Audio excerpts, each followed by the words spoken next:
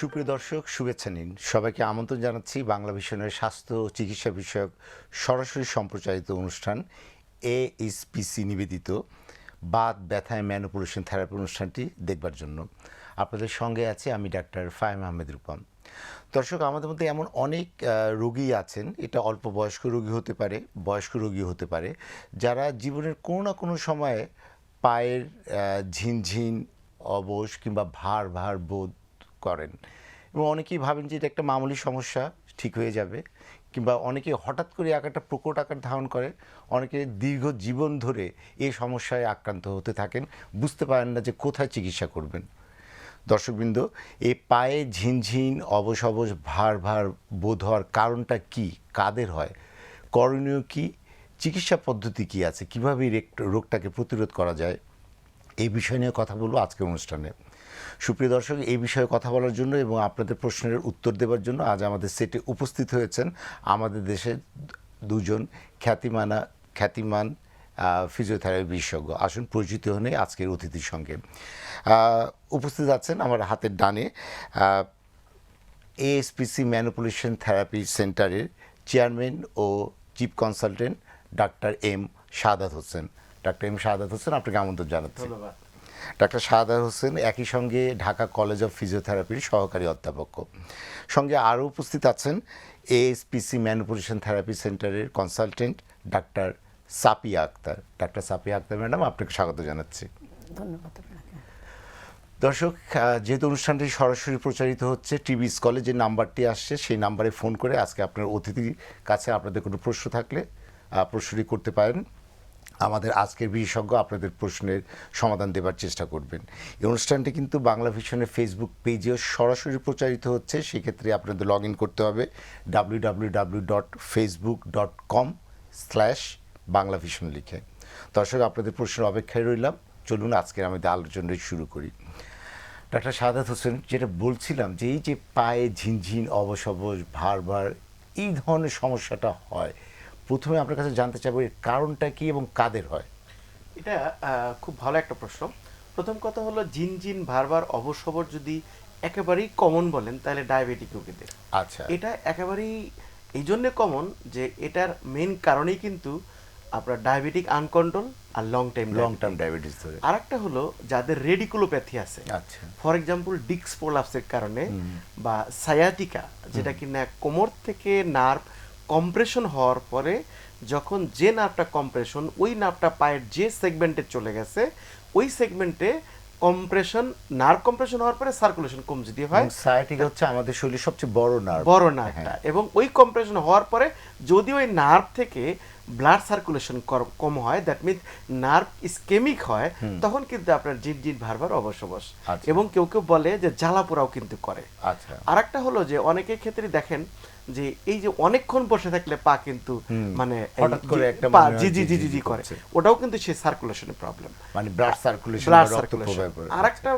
আরেক গ্রুপ আছে যারা কিনা পোস্ট অপারেটিভ যদি নার্ভ ইনজুরি থাকে, অনেক ক্ষেত্রে আমরা বলি পেরিফেরাল নার্ভ ইনজুরি আছে, অথবা এরকম আছে তার হাঁটু ফ্র্যাকচার হয়ে গেছে, তার ট্রিটমেন্ট হয়ে গেছে, অপারেশন হোক আর প্লাস্টার দিয়ে হোক, কিন্তু সার্জারি পরবর্তী সে তার পায়ে শক্তি কম পাচ্ছে।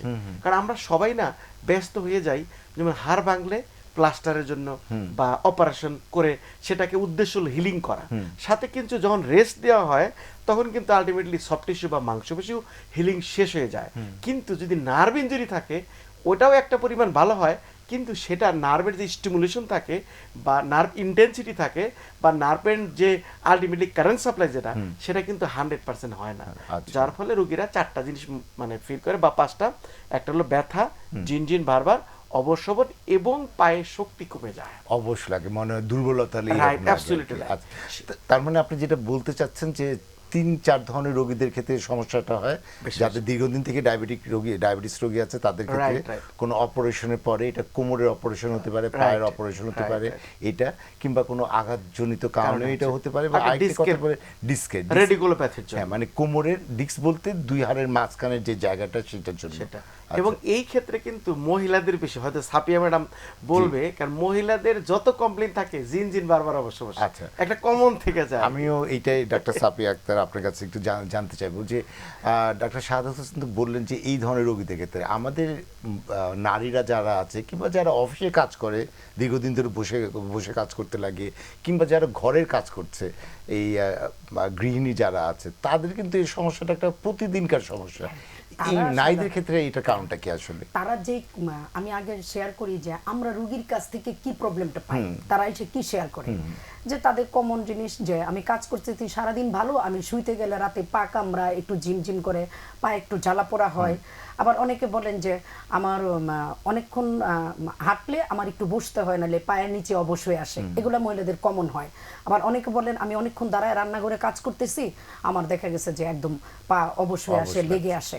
এই কারণ হয়েছে আপনার যেই কারণগুলোর প্রথম একটা কারণ হচ্ছে আপনার যে ডিজেনারেটিভ চেঞ্জ বা অস্টিওফাইটিক যে চেঞ্জটা হয়, সেক্ষেত্রে নারীদের যেটা আমরা বলি যে লিস্থেসিস হয়, একটা হাড় সামনে সরে যায়, এটা কিন্তু ফিমেলদের বেশি হয়। এই সরে যাওয়ার কারণে যদি নার্ভে কম্প্রেশন থাকে, তার কিন্তু কমন সিমটম, সে অনেকক্ষণ দাঁড়ালে হাঁটলে তার ব্যথা হবে, একটু বসলে রেস্ট নিলে আবার তার ভালো লাগবে। আর যারা যে কমপ্লেন করতেছে রাতে শোয়ার পরে তার পা কামড়াচ্ছে, জ্বালা পোড়া হচ্ছে, এটা কিন্তু ডায়াবেটিসের একটা আনকন্ট্রোলের লক্ষণ।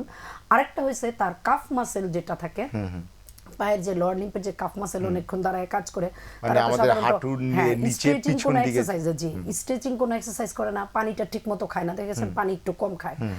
ওই কারণে তখন তারা যখন সারাদিন দৌড়াদৌড়ি করে কাজ করে, একটু ঘরের কাজ করে, তখন তারা শুতে গেলে ওই মাসেল ক্র্যাম্পিং করে বা কারো জ্বালাপোড়া করে, কারো অবশ্য ওনার একটা ওয়ার্ড ইউজ করে পিল পিল পিল পিল পিল পিল করে কামড়ায়।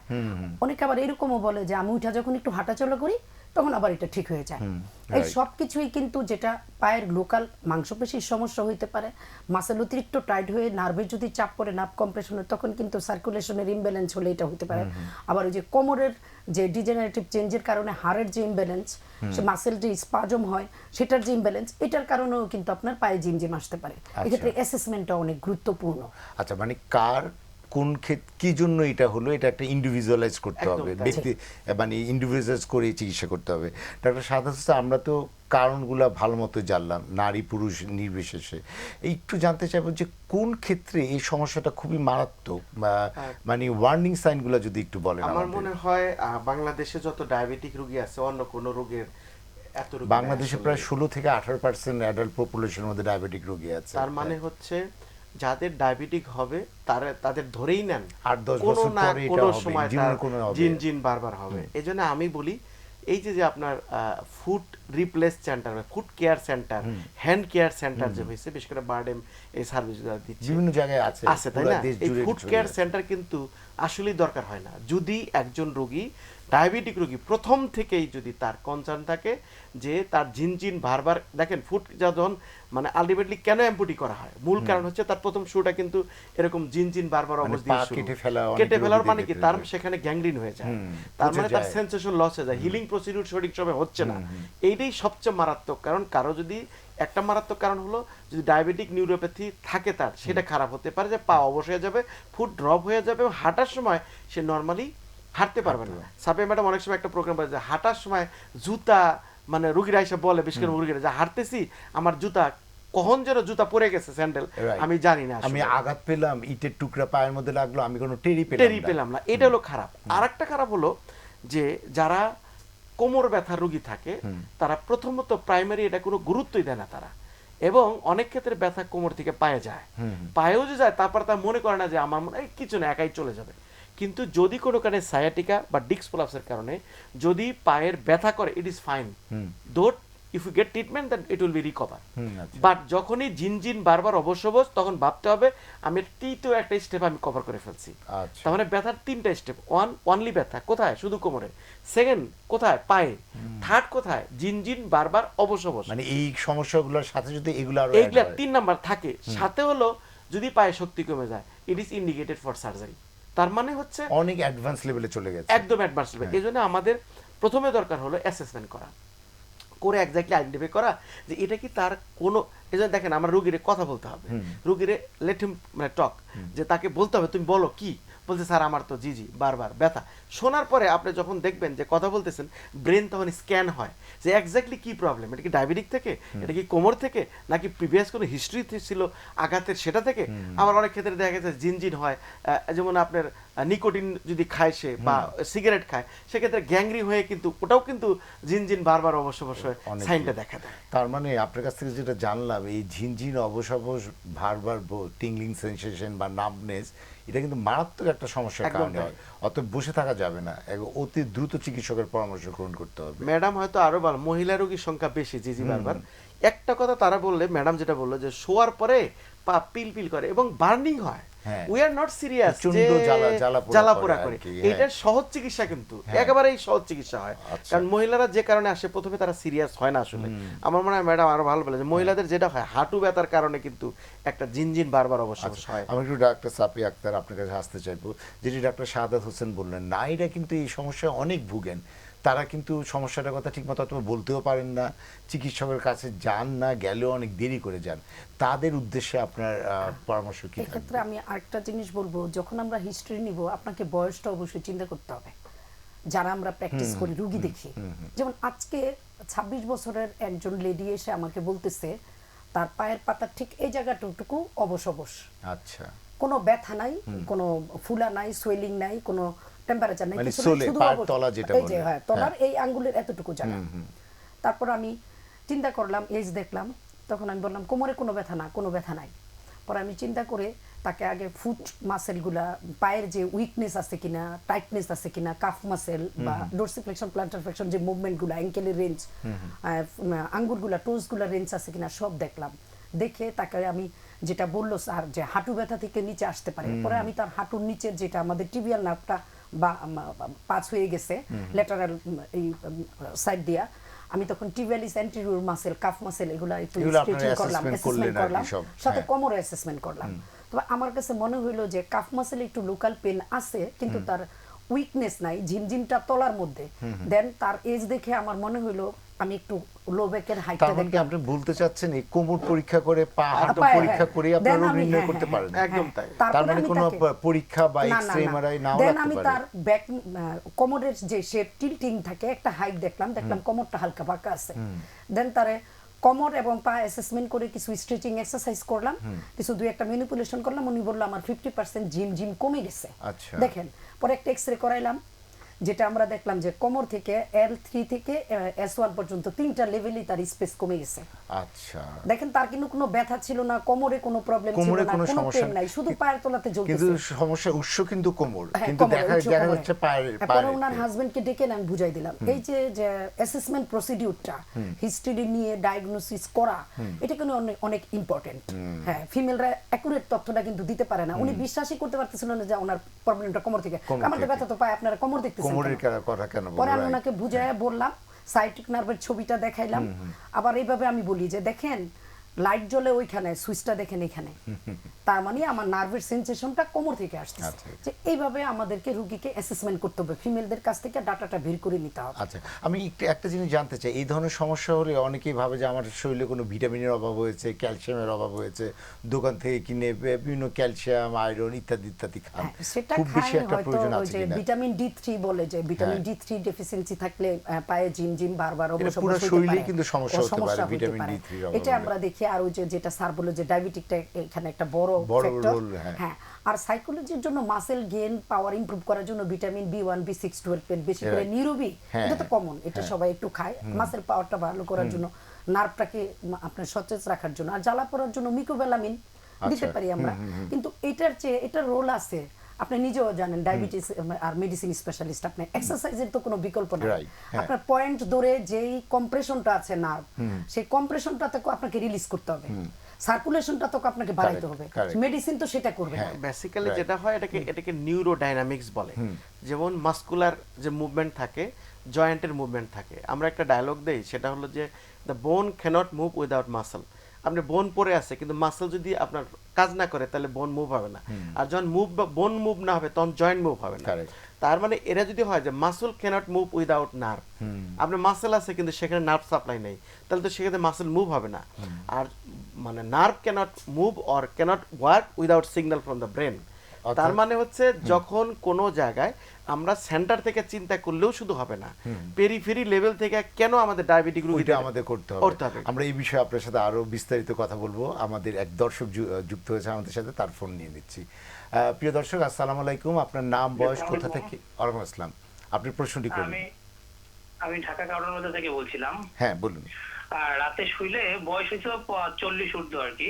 রাতে শুইলে এই যে পায়ের নিচে যে হাঁটুর নিচে যে মাসেল আছে, মাসেল ব্যথা করে, এবং ওই যে পায়ের যে পাতা আছে, পাতা ঝিনঝিন ঝিনঝিন করে অনেক সময়। আচ্ছা, তো মুভ করতে অনেক সময় কষ্ট হয়। এটা আসলে কি সমাধান আজকে জানতে পারি? হ্যাঁ হ্যাঁ, অবশ্যই। আপনার নামটা একটু জানাবেন?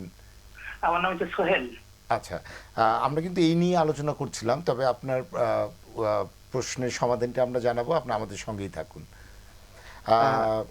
ডাক্তার শাহাদাত হোসেন, এটা হলো আমার মনে হয় দুইটা জিনিস হতে পারে।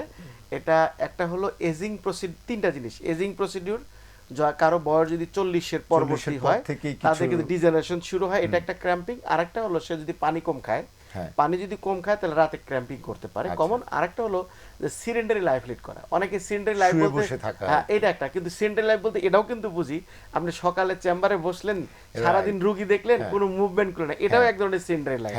তার মানে তার মানে হচ্ছে তার টিবিয়াল নার্ভের প্রবলেম। যদি নার্ভ ডিফাইন করি, ম্যাডাম যেটা বললেন, নার্ভ কিন্তু sciatic nerve come from the low back and passes through lateral posterior side of the thigh. Then it divided two way, one is anterior, another is the back. ব্যাকের কলটা হলো tibial nerve, ওনার tibial নার্ভের problem আছে। এবং এই জিনিসটা, এটা একটা, তাহলে আমরা কটা বললাম? তিনটা বলছি। একটা হলো বয়স যদি 40 উপরে হয়, এটা একটা, পানি কম খেলে হয়, সিলিন্ডারি মানে একই কাজ সে বারবার করতে, সে কাপের স্ট্রেচিং করে না।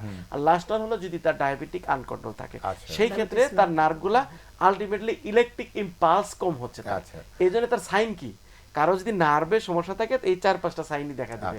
ব্যথা, জিনজিন, বারবার, অবশ্য কনফার্ম হতে পারেন যে তার নার্ভের প্রবলেম। যদি নার্ভের প্রবলেম থাকে তার এই কয়েকটা সাইন দিয়ে, কিন্তু যার নার্ভ নাই তার কোনো ব্যথা নাই। আচ্ছা, তার মানে আপনার কথা থেকে একটা খুব ভালো জিনিস আমরা জানলাম। আমাদের শরীরকে ভালো রাখার জন্য, সচল রাখার জন্য, কর্মক্ষম থাকার জন্য শুধুমাত্র হাড়ই কিন্তু দায়ী না। হাড়ির সাথে জয়েন্ট আছে, মাংসপেশির কথা বললেন, এবং লিগামেন্ট, টেন্ডন, নার্ভ বা যেটাকে আমরা রগ হিসাবে বলি, সব কিছু ফাংশন করলেই আমাদের শরীরটা সুস্থ কর্মক্ষম থাকবে।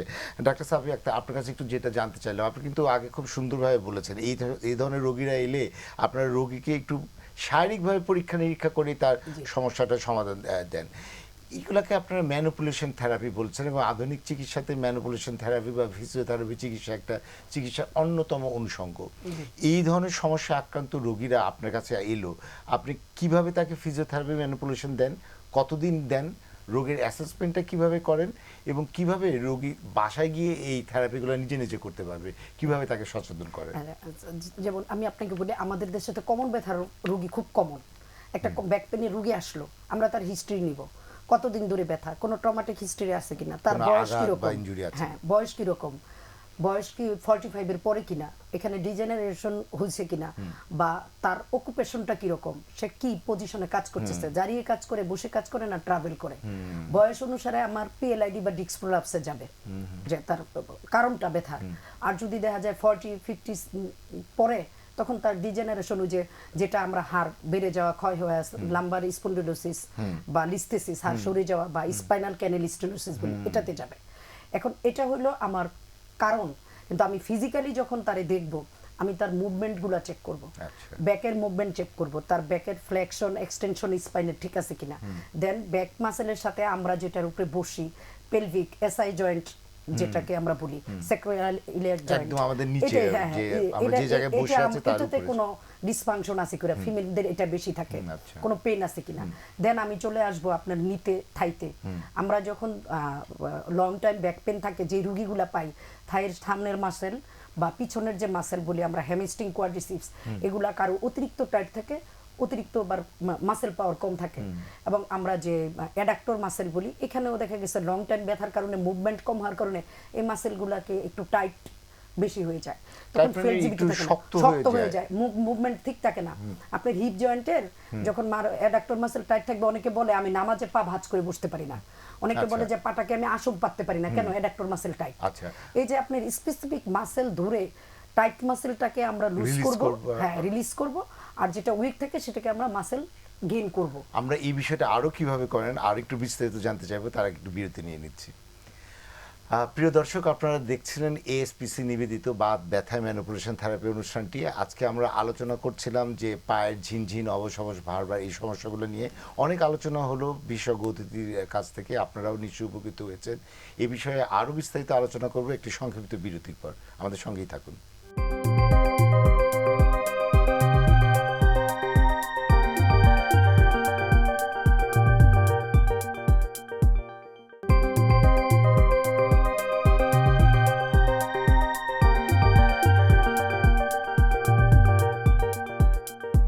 প্রিয় দর্শক, বিরতির পর আবারও স্বাগত জানাচ্ছি এএসপিসি নিবেদিত বাত ব্যথা ম্যানিপুলেশন থেরাপি অনুষ্ঠানটি দেখবার জন্য। আপনাদের সঙ্গে আছে আমি ডক্টর ফাহিম আহমেদ রূপা। আমরা আজকে আলোচনা করছিলাম পায়ের যে ঝিনঝিন, অবশ, ভার ইত্যাদি বিষয়গুলো নিয়ে অনেক বিস্তারিত আলোচনা হলো বিরতির আগে।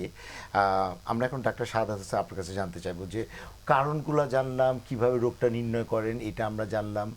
এখন তো রোগটাকে ভালো করতে হবে, চিকিৎসা দিতে হবে। আপনার একটা রোগীকে কি প্রাথমিক পর্যায়ে কিভাবে তার চিকিৎসাটা পদ্ধতিটা শুরু করার পরামর্শ দিয়ে থাকেন? প্রথমত যেহেতু টপিক ঝিনঝিন, ভারবার, অবশ অবশ বা জ্বালাপোড়া বা ব্যথা, এটা আসলে আলটিমেটলি আপনার একটা এমডিটি অ্যাপ্রোচেই কাজ করতে হয় একজন রোগীকে। মাল্টি মডেল মাল্টিডিসিপ্লিনারি টিম যেটা, সেটা হলো ঝিনঝিন, বারবার অসুস্থ নার্ভের সমস্যা, অবশ্যই নিউরোমেডিসিন একজন ইনভলভ থাকাটা অবশ্যই দরকার। এবং এই রোগের জন্য যদি আপনার ডায়াবেটিক থেকে হয়, অবশ্যই একজন ডায়াবেটোলজিস্ট বা ইন্টারনাল মেডিসিন ডাক্তার দরকার। এবং আমরা যাতে ফাংশনালি তার নার্ভটা বেশি ড্যামেজ না হয়। আপনি একটা জিনিস দেখেন, অনেক রুগী আছে তারা খুবই সিনসিয়ার, তাদের ডায়াবেটিক কিন্তু খুবই কন্ট্রোল, মানে একেবারে 6-7-এর উপর উঠে না সুগার, তাদেরও জিজি বারবার অবশ্য। কেন? Why it is for long time diabetic.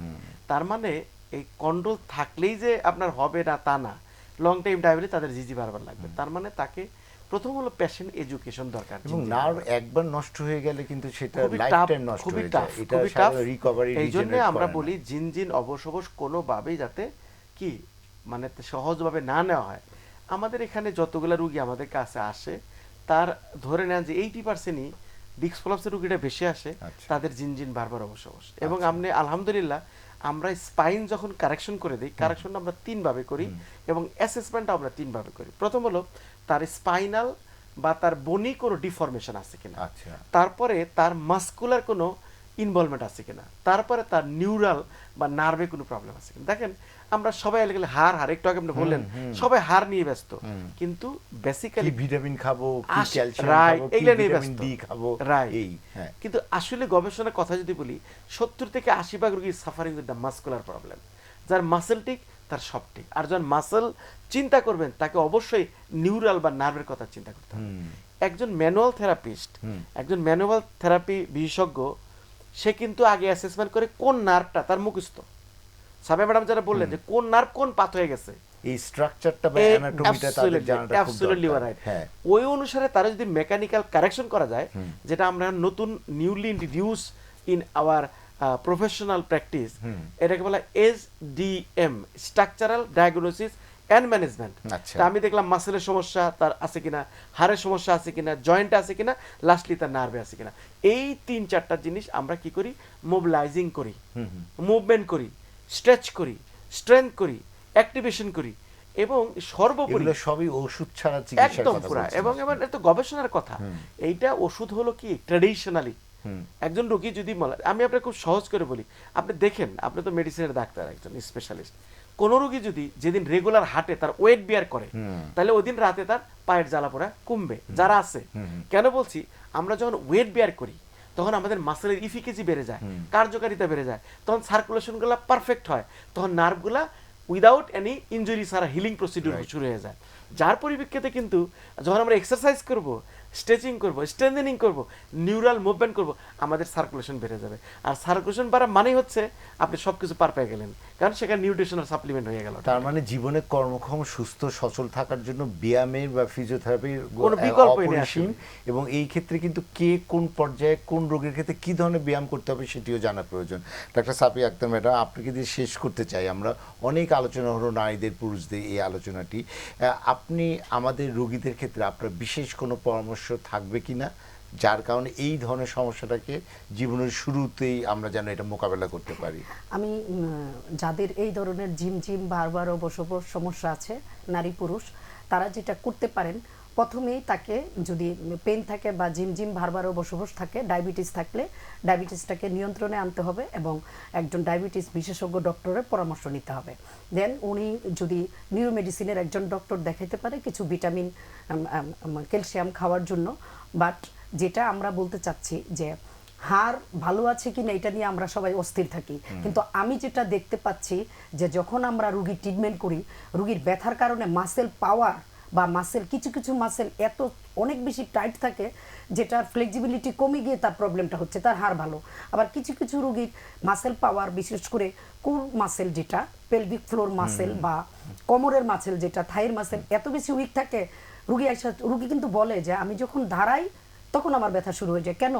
আপনার বডি ওয়েটটা, আপনার কোমর, পেলভিক, আপনার কোর মাসেল এটার স্টেবিলিটি মানে ওয়েটটা নিতে পারতেছে না, আপনার মাসেল পাওয়ার খুবই দুর্বল।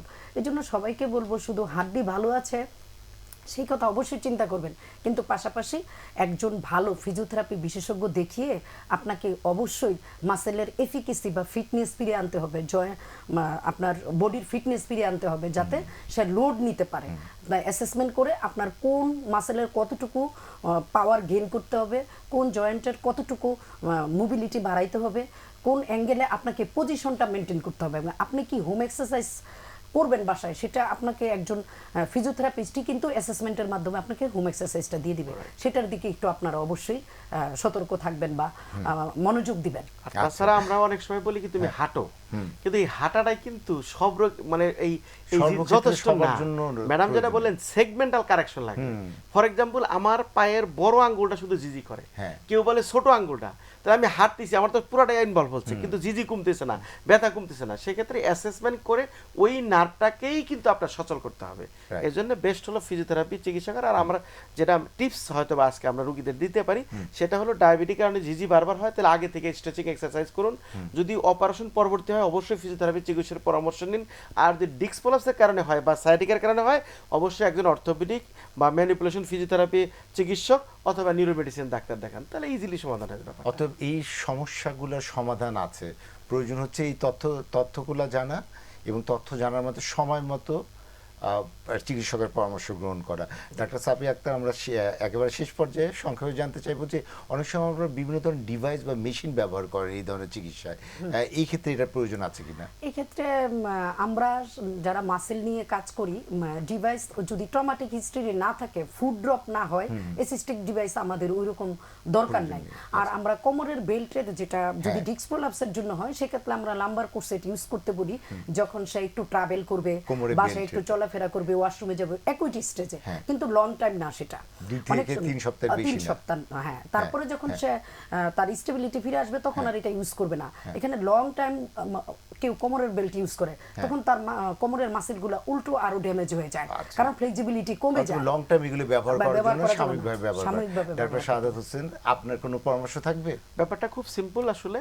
আমার মনে হয়, আমি মনে করি যে exercise is the best way to get or to recovery জিনজিন বারবার অবশ্য, যেহেতু টপিক এটা, আপনি আমার মনে হয় বেটার আইডিয়া ব্যথার জন্য জিজি বারবার অবশ্য বা নার্ভের ট্রিটমেন্ট, যদি না কোনো সেন্ট্রাল ইস্যুতে নার্ভের প্রবলেম না থাকে তাহলে বেস্ট হলো এক্সারসাইজ থেরাপি বা ম্যানুয়াল থেরাপি। আমরা যারা সবসময় করি ম্যানুয়াল অ্যান্ড ম্যানিপুলেশন থেরাপি, এর মাধ্যমে আমরা সুস্থ থাকার জন্য অনেক অনেক ধন্যবাদ ডাক্তার শাহাদাত হোসেন, ডাক্তার সাফিয়া আক্তার। প্রিয় দর্শক, আপনাদেরকেও ধন্যবাদ জানাচ্ছি আমাদের সঙ্গে এতক্ষণ অনুষ্ঠানটি দেখবার জন্য। যারা প্রশ্ন করলেন তাদেরকেও ধন্যবাদ জানাচ্ছি। আমরা অনুষ্ঠানের শেষ পর্যায়ে এসেছি। আগামী শনিবার ঠিক একই সময় অর্থাৎ বিকাল 5টায় সরাসরি দেখা হবে বাংলা ভিশনের পর্দায়। তার আগ পর্যন্ত এই অনুষ্ঠানেই, তার আগ পর্যন্ত আপনারা সবাই ভালো থাকুন, সুস্থ থাকুন, শুভেচ্ছা।